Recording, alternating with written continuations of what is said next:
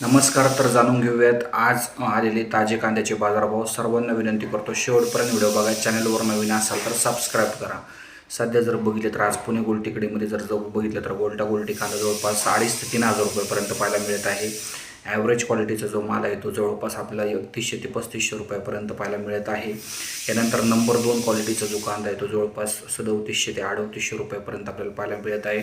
Number 1 क्वालिटीचा कांदा 3900 रुपयापर्यंत पाहायला मिळत आहे. आणि एखादे वक्कल जे आहे ते 4000 रुपयापर्यंत सुद्धा आपल्याला जे आज पुणे गोल्टीकडेमध्ये या ठिकाणी पाहायला मिळत आहे.